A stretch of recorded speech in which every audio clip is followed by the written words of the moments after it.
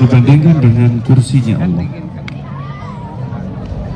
Itu seperti cincin yang dilemparkan di padang pasir yang sangat luas, yang tanpa batas, mengarah seluruh arah 360 derajat padang pasir semuanya. Ini baru langit dan bumi, langit yang 7 dan bumi ke bawah kita ini ada 7 lapis. Ada 7 lapis di bawah kita. Entah jaraknya ke bawah ini berapa. Yang disebutkan bahwa lapisan langit yang pertama, langit pertama adalah langit yang kita lihat. Nah, antara lapisan langit pertama dan bumi, kemudian antara langit yang pertama dengan langit yang kedua di atasnya, kita tidak bisa melihat langit yang kedua ini. Kita hanya bisa melihat langit yang pertama, lapisan pertama. Itu jaraknya sama dengan langit dengan bumi ini. 7 lapis di atas kita.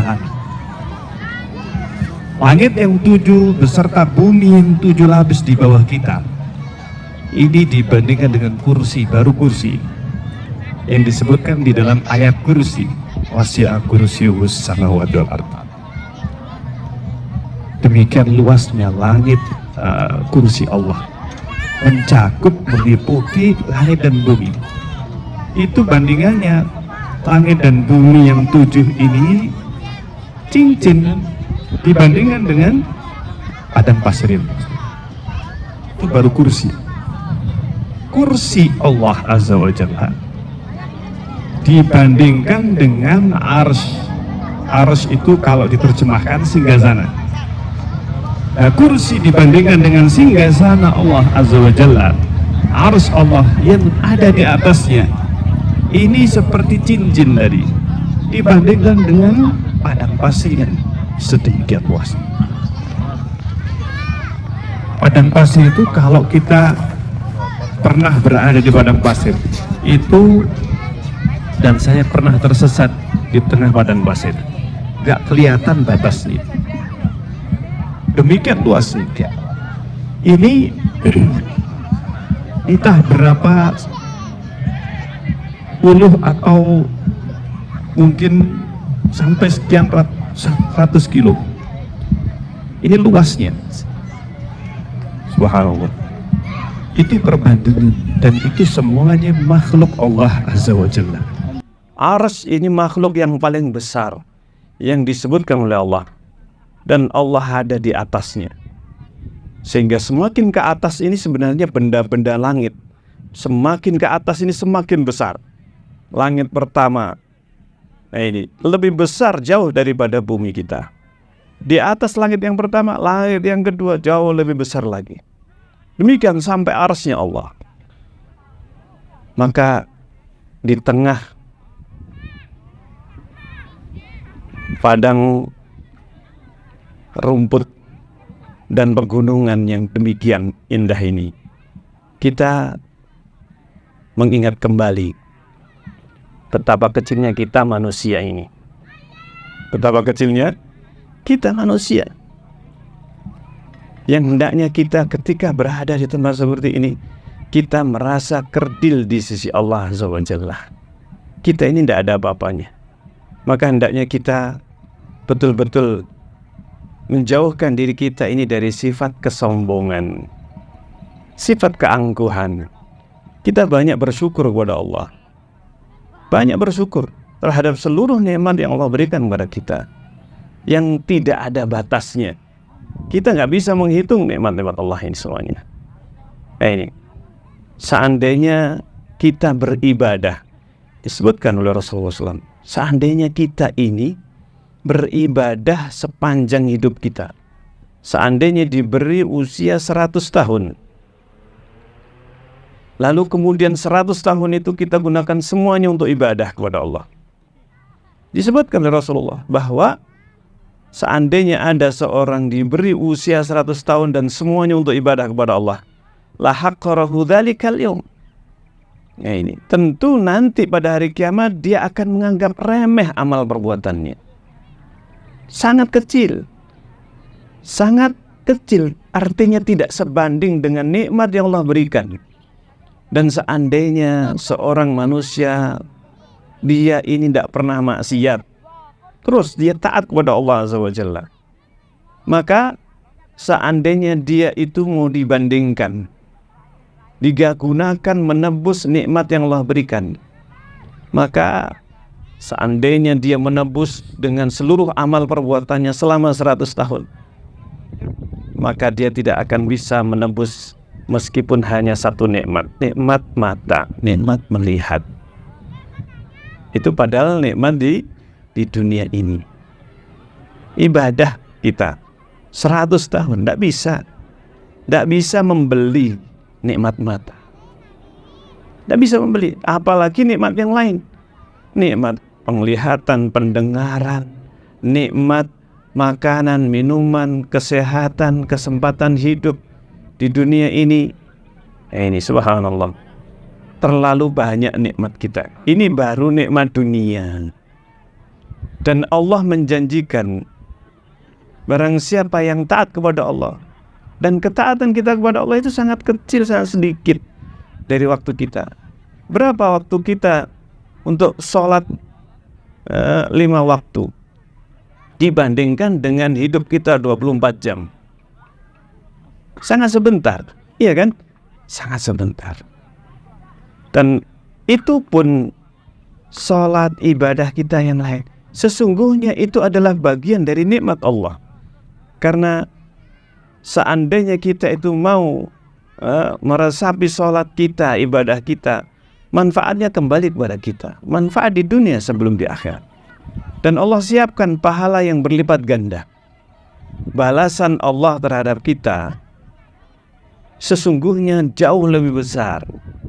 Apalagi kalau seandainya kita membaca, mendengar hadis-hadis Rasulullah, apa yang Allah siapkan kalau kita ini taat. Dan Rasulullah menyebutkan, seandainya manusia nanti pada hari kiamat, dia seandainya dulu di dunia mempunyai atau dia menebus perbuatan maksiatnya, dosanya ketika di akhirat nanti, dia harusnya masuk neraka, harusnya dia masuk pada neraka. Seandainya dia menebus dirinya dengan seluruh apa yang diberikan oleh Allah, seandainya diberi emas seberat bumi ini, seandainya dia mempunyai emas seberat bumi ini semuanya, dia ditanya, apakah seandainya engkau menebus dengan seluruh emas yang ada di muka bumi ini, apakah engkau mau? Seandainya menebus dirinya, maka dia akan menerimanya. Dia akan menebus dengan seluruh kekayaannya di dunia. Tetapi kata Allah, sebagaimana yang Rasulullah sebutkan, aku dulu menyuruh kalian dengan yang jauh lebih ringan.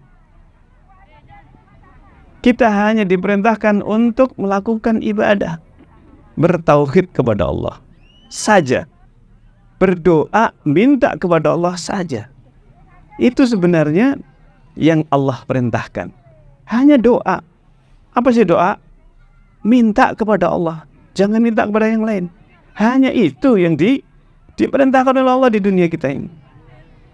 Dan Allah jamin kalau kita minta hanya kepada Allah, dijamin pasti dikabulkan oleh Allah Azza wa Jalla. Jadi semua nikmat Allah itu semuanya sebenarnya hanya kita ini dituntut, diminta untuk beribadah kepada Allah semata. Beribadah apa? Kita hanya berdoa kepada Allah. Itu pun doa, minta kepada Allah. Kalau kita minta kepada orang manusia, ini 1 kali, 2 kali, ya mungkin apa? Masih bisa. Tapi kalau terus-terusan kita ini minta kepada manusia, bagaimana kira-kira? Subhanallah. Tapi justru Allah Subhanahu wa ta'ala, justru kalau hambanya itu semakin banyak minta kepada Allah saja, maka Allah semakin mencintai sang hamba itu. Allah semakin mencintai. Jadi justru Allah murka ketika seorang hamba minta kepada selain Allah Azza wa Jalla. Meskipun minta kepada Allah tapi minta kepada yang lain, maka disitulah kemurkaan Allah Azza wa Jalla. Dan bahkan orang yang minta kepada selain Allah, meskipun dia juga minta kepada Allah, dan ini yang dimasukkan dengan syirik, maka akan mendapatkan kekekalan di neraka. Waliyadzubillah. Dan ini sebenarnya tujuan diciptakan manusia, untuk bertauhid, menjauh dari syirik. Karena itu manusia dilahirkan dalam keadaan fitrah. Fitrahnya bertauhid. Nah ini. Manusia hanya diperintahkan oleh Allah untuk kembali kepada tauhidnya. Hanya kembali kepada tauhid. Ini sebenarnya inti dari agama Islam ini. Agama kita ini intinya pada tauhidullah. Mentauhidkan Allah Subhanahu wa taala dalam ibadah, dalam memohon kepada Allah. Jangan mohon, minta, berharap kepada selain Allah Azza wa Jalla. Itu saja sebenarnya. Sangat ringan. Sangat ringan. Karena itu Allah berfirman, la yukallifullahu nafsan illa wus'aha. Tidaklah Allah membebani kecuali yang longgar. Allah tidak mengatakan yang mampu saja. Tapi bahkan wus'aha. Wus'aha itu sesuatu yang lebih ringan daripada kemampuan. Tidaklah Allah membebani manusia kecuali wus'aha, kecuali yang dia itu longgar. Salat kita melakukan longgar dengan waktu kita ini. Masih terlalu banyak waktu kita berlipat kali dibandingkan dengan ibadah kita, salat 5 waktu. Satu salat berapa menit? 10 menit? Sudah lama itu 10 menit. Iya, 10 menit, sudah lama. Nih. Sehingga kalau seandainya kita kalikan 50 menit, gak sampai 1 jam. Tidak sampai 1 jam. Dibandingkan dengan 24 jam kesempatan kita. Subhanallah. Hanya itu, dan itu ringan. Ringan bagi kita. Apalagi kalau kita mendapatkan kenikmatan seperti yang kita sedang berada di dalamnya. Kita di sini sedang menikmati karunia dari Allah Azza wa Jalla. Nah, hendaknya kita senantiasa kita bersyukur. Banyak di antara saudara kita tidak bisa menikmati seperti yang sekarang kita nikmati ini. Banyak saudara kita di sana, kaum muslimin, apalagi di tempat yang lain yang terjadi bencana, iya kan? Ini kita banyak bersyukur kepada Allah. Maka di antara bentuk syukur kepada Allah, syukur itu ada dengan lisan kita, dengan hati kita, dan dengan amal perbuatan, amal soleh kita. Maka dengan nikmat yang Allah diberikan kepada kita, kita semakin meningkatkan ibadah kita sepulang dari family gathering ini, dan kita semakin menjadi bersemangat, semakin bertambah semangat dalam ibadah kepada Allah Azza wa Jalla. Ini semakin banyak bersyukur, banyak bersedekah, banyak kita ini beramal kebaikan.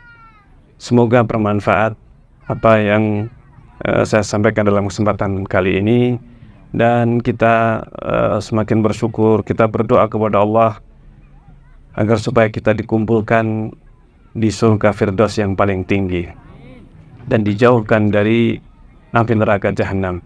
Kita berdoa dijauhkan, jangan sampai kita tersentuh sedikit pun. Waliyadzubillah. Dan kita dikumpulkan bersama keluarga kita. Kita reuni kembali di surga Firdaus yang paling tinggi, bertetangga dengan Rasulullah SAW beserta sahabat ridwanullah alaihim ajmain, dan kaum muslimin, umat mukminin yang saleh, yang siddiqin, para syuhada. Dan kita berharap kepada Allah, kita semuanya dikumpulkan bersama keluarga kita semuanya. Dan kita akhiri, subhanakallahumma rabbana bihamdik, asyhadu an la ilaha illa anta, astaghfiruka wa atubu ilaik. Assalamualaikum warahmatullahi wabarakatuh.